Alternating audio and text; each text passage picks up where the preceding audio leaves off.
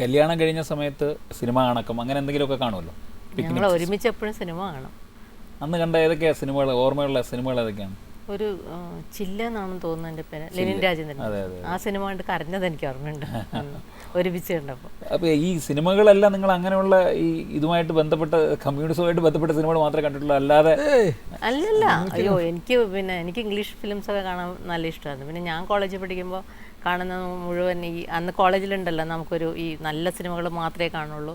അപ്പോൾ അടൂർ ഗോപാലകൃഷ്ണൻ്റെ സ്വയംവരം, അവരുടെ സിനിമകൾ, അല്ലെങ്കിൽ അരവിന്ദൻ്റെ സിനിമകൾ, അതൊക്കെ നിർബന്ധമായിട്ട് കാണുകയും. ബോബി എന്ന് പറഞ്ഞ സിനിമ ആ ഇടയ്ക്കാണ് വന്നത്. അപ്പോൾ ഞാനും എൻ്റെ കൂട്ടുകാരി അന്ന് ഭയങ്കര അങ്ങനത്തെ സിനിമകളൊന്നും കാണരുതെന്ന് തീരുമാനിച്ച് ക്ലാസ് കട്ട് ചെയ്ത് ഞങ്ങൾ പിന്നെ മെക്കനസ് ഗോൾഡ് കാണാൻ പോയവരാ. അങ്ങനെ ഒരു സെറ്റപ്പ് ആയിരുന്നു നമ്മുടെ അന്ന്. ഇപ്പോൾ എനിക്ക് തോന്നുന്നു അതൊക്കെ വിഡിത്തമാന്നേ. ബോബി കാണണമായിരുന്നു ആ കാലത്തെന്നാണ് എനിക്ക് ഇപ്പോൾ തോന്നുന്നു. പിന്നെ സിനിമ കാണുമായിരുന്നു. ഞങ്ങൾ കല്യാണം കഴിഞ്ഞ ശേഷം സിനിമയാണ് ശരിക്കും പറഞ്ഞാൽ ഒരുമിച്ച് കണ്ടിട്ടുള്ള കൂടുതലും. എല്ലാ സിനിമകളും കാണുമായിരുന്നു. ഇന്ന് ഒരുപാട് നല്ല സിനിമാക്കാരുണ്ട്, ഫിലിം മേക്കേഴ്സ് നല്ലവരും മിടുക്കന്മാരും ഒക്കെ തന്നെയാണ്.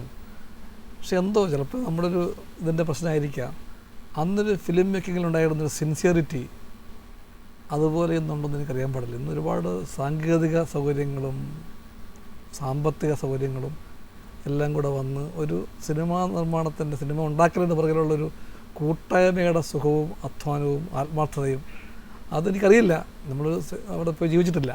പക്ഷേ അതിൻ്റെ കുറവാണെന്ന് അറിയാൻ പാടില്ല. പല സിനിമകളും മനസ്സിൽ നിൽക്കുന്നില്ല. പണ്ട് കണ്ട സിനിമകളിലെ രംഗങ്ങളും ചിലപ്പോൾ ഡയലോഗുകളും ഒക്കെ മനസ്സിൽ നിൽക്കുന്ന പോലെ നമുക്ക് ഇഷ്ടപ്പെട്ട സിനിമ പോലും ഇന്നത്തെ കാലത്ത് മനസ്സിൽ നിൽക്കുന്നില്ല. മനസ്സിൻ്റെ പ്രശ്നമാണെന്ന് അറിയാൻ പാടില്ല. പക്ഷേ എൻ്റെ അനുഭവം അതാണ്. അതിനർത്ഥം ഇന്നുള്ള സിനിമാക്കാർക്കാർക്കും കഴിവില്ലെന്നല്ല, കഴിവുള്ളവരാണ്. മാഡത്തിന് ഏറ്റവും സന്തോഷം ഉള്ള ദിവസം, മാഡം ആദ്യമായി അമ്മയാവുന്ന ദിവസം. 2, സാർ ഒരു മന്ത്രിയാവുക എന്ന് പറഞ്ഞാൽ നമ്മളൊരു ആസ്പിറേഷൻ്റെ ഒരു ഫുൾഫിൽമെൻ്റ് ആണ്. ഇത് രണ്ടും തമ്മിൽ കമ്പയർ ചെയ്ത് കഴിഞ്ഞാൽ നമ്മുടെ ഒരു അംബിഷൻ്റെ ഫുൾഫിൽമെൻ്റ് എന്ന് പറയുമ്പോൾ ഏതായിരിക്കും മാഡം ചൂസ് ചെയ്യുന്നൊരു ദിനം? അങ്ങനെയല്ല, അംബീഷൻ എന്നുള്ള വാക്ക് അവിടെ പറ്റുകയില്ല. കാരണം നമ്മൾ പിന്നെ ഞാനൊക്കെ ഒട്ടും പ്രാക്ടിക്കലും അല്ല. രാഷ്ട്രീയ പ്രവർത്തനം തുടങ്ങുമ്പോൾ ഞാൻ വിചാരിക്കുന്ന എൻ്റെ ഭർത്താവ് അല്ലെങ്കിൽ ബിനോയ് വിശ്വം, നാട്ടുകാർക്ക് വേണ്ടിയിട്ട് ഒരാൾ, അങ്ങനെയാണ് നമ്മൾ വിചാരിക്കുക. അതിനുവേണ്ടി നമ്മളും കഷ്ടപ്പെടുക കൂടെ. അപ്പോൾ ആ കഷ്ടപ്പെടുമ്പോൾ ഉണ്ടാകുന്ന ഒരു ഗുണം. പക്ഷെ പിന്നീട് എനിക്ക് മനസ്സിലായത് അങ്ങനെ ഒരു പാർട്ടി പ്രവർത്തകനായിട്ട് നിന്നാൽ മാത്രം പിന്നെ അങ്ങനെ ഒരു നേട്ടം ഉണ്ടാവില്ല എന്ന് എനിക്ക് പിന്നീട് മനസ്സിലായി. കാരണം പവർ വേണം. പവർ എന്ന് പറഞ്ഞാൽ നമ്മൾ സാധാരണ ഉദ്ദേശിക്കുന്ന പവറല്ല. അപ്പോൾ സാഹചര്യം ഇരിക്കുന്നത്. അപ്പോൾ MLA ആയപ്പോൾ പിന്നെ നാദാപുരത്താണല്ലോ MLA ആവുന്നത്. അത് നമ്മൾ കണ്ടതാണ്. നാദാപുരം പിന്നെ പുനർജനിച്ചു എന്നുള്ളത്. അത് വിനാട്ടനെ പോലെ ഒരുപാട് പേരുടെ പ്രയത്നം കൊണ്ടാണ്. പക്ഷേ വിനാട്ടനെ അതിനകത്ത് കാണിച്ച, അപ്പോൾ എനിക്ക് ആദ്യമൊക്കെ ആദ്യമായിട്ട് MLA ആവില്ലേ, എത്ര വർഷങ്ങൾ കഴിഞ്ഞിട്ടാണ് രാഷ്ട്രീയ പ്രവർത്തനം തുടങ്ങി. 2001 MLA ആവുന്നത്. അപ്പോൾ എനിക്ക് നല്ല നമുക്കൊരിതുണ്ടാവുമല്ലോ എങ്ങനെ ആയിരിക്കുന്നത്. പക്ഷേ ശരിക്കും ആ നാട്ടിലെ ആളുകളും നല്ല മനുഷ്യരാണ്. അപ്പോൾ ഞാൻ പോയിട്ടുണ്ട് അവിടെ ഒരിക്കൽ ജീപ്പിൽ 4 മണിക്ക് പോകുമ്പോഴും അവിടെ വളരെ ശ്മശാന മൂകതയാണ്. ജീപ്പിൽ ഞങ്ങളിങ്ങനെ പോവുക, ശരിക്കും നമ്മൾ ഞെട്ടിപ്പോവുക. അങ്ങനെ ഒരു പ്രദേശം നമ്മുടെ കേരളത്തിൽ ഒച്ച അനക്കോ ഇല്ലാത്ത കുറേ സ്ഥലം അങ്ങനെ കിടക്കുക. നാദാപുരം എന്ന് പറഞ്ഞാൽ എല്ലാവർക്കും ഭയങ്കര പേടിയുള്ള ഇതാണ്. അതിൽ നിന്നെല്ലാം വളരെ വ്യത്യാസം വന്ന് അത് ശരിക്കൊരു നാടായി മാറുന്നതും, പിന്നീട് അവിടെ യുവജനോത്സവം നടക്കുന്നു. പിന്നെ അവിടെ പണ്ട് നിന്ന് പോയ പല കാര്യങ്ങളും, ചന്ത നടക്കാറുണ്ട്. രാത്രി 12 മണിക്കും എല്ലാവരും പുറത്തിറങ്ങി ഭയങ്കര ആഘോഷമായിട്ട് നടക്കുന്ന സാധാരണ ചന്തയല്ല, ഇങ്ങനെ എല്ലാ തരത്തിലുള്ള ഉത്സവം പോലെ തന്നെ അതെല്ലാം നമ്മൾ കാണുകയാണ്. അങ്ങനെ ഒരു വളരെ വിജനമായൊരു സ്ഥലത്തുനിന്ന് ഭീതി തോന്നും നമുക്ക്. സ്കൂളുകൾ നേരത്തെ അടയ്ക്കും, സ്കൂളുകളില്ല, കടകളൊന്നും തുറന്നിട്ടില്ല. അങ്ങനെ ഒരു സ്ഥലത്ത് പെട്ടെന്ന് ഇങ്ങനെ ഒരു പിന്നെ ഡെവലപ്മെൻറ്റ്. അപ്പോൾ അത് എനിക്ക് ഭയങ്കര അഭിമാനമായിരുന്നു. അത് കഴിഞ്ഞ് മന്ത്രിയായപ്പോഴും സാറ് വന്നതിന് ശേഷം ചെയ്ത പ്രവർത്തികളിലൂടെയാണ് ഡെവലപ്മെന്റ് എന്നാണ് മാഡം പറയുന്നത്. അല്ല, അത് ഒരു പിന്നെ അത്രയും നന്നായിട്ട് അതിനോട് പിന്നെ അത് മനസ്സിലാക്കാൻ കഴിഞ്ഞ ഒരാളെന്നുള്ള നിലയിൽ, അതിൽ വിജയിച്ച ഒരാളെന്നുള്ള നിലയിൽ നമുക്ക് അഭിമാനം. എൻ്റെ നേട്ടമൊന്നുമല്ലത്, പക്ഷെ ഞാൻ അതിനകത്ത് ഇൻസ്ട്രുമെൻ്റ് ആയിരുന്നു. ജനങ്ങളുടെ നേട്ടമാണത്.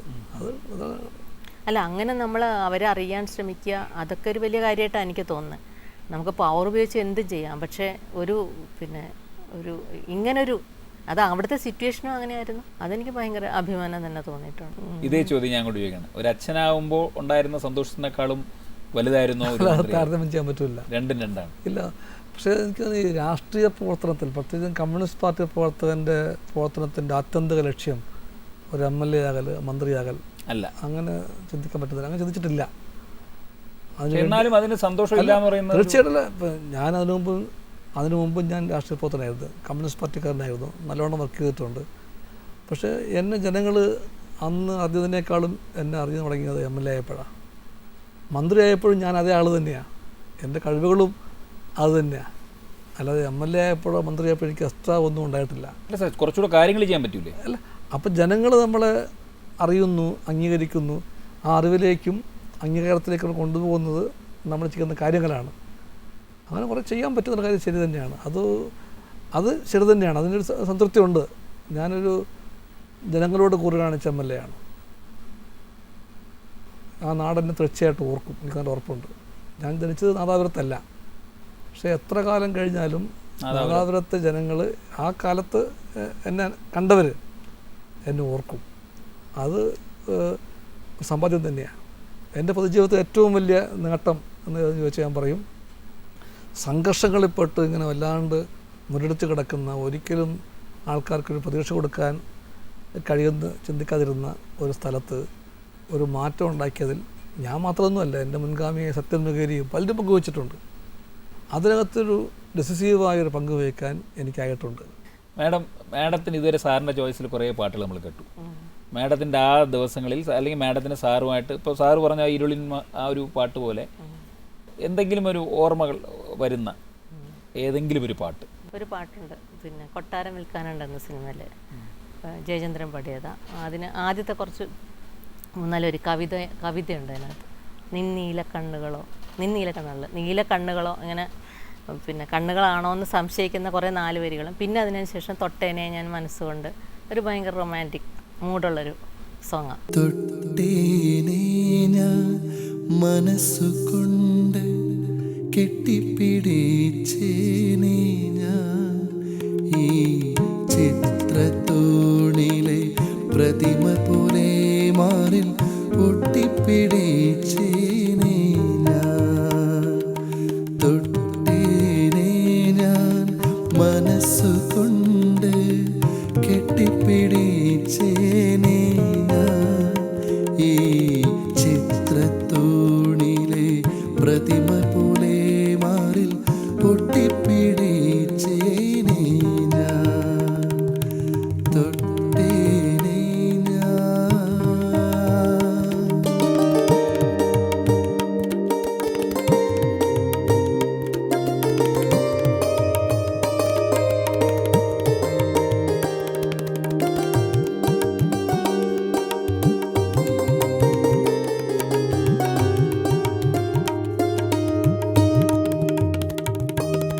മുന്നിൽ മൃഗാംഗബിംബം മുഖം പാതി മൂടിയ സ്വർണമേഘത്തൂക്കിൽ ഞൊറിത്തുമ്പിൽ. മുന്നിൽ മൃഗാംഗബിംബം മുഖം പാതി മൂടിയ സ്വർണമേഘത്തൂക്കിൽ ഞൊറിത്തുമ്പിൽ. ചെഞ്ചൊടി കൊണ്ടൊരു നക്ഷത്ര ചിഹ്നത്തിൻ ചിത്രം വരച്ചേനെ ഞാൻ. ചിത്രം വരച്ചേനെ ഞാൻ. തൊട്ടേനെ ഞാൻ മനസ്സുകൊണ്ട് കെട്ടിപ്പിടിച്ചേനെ ഞാൻ ഈ ചിത്രത്തൂണിലെ പ്രതിമ പോലെ മാറിൽ ഒട്ടിപ്പിടിച്ചേനെ ഞാൻ.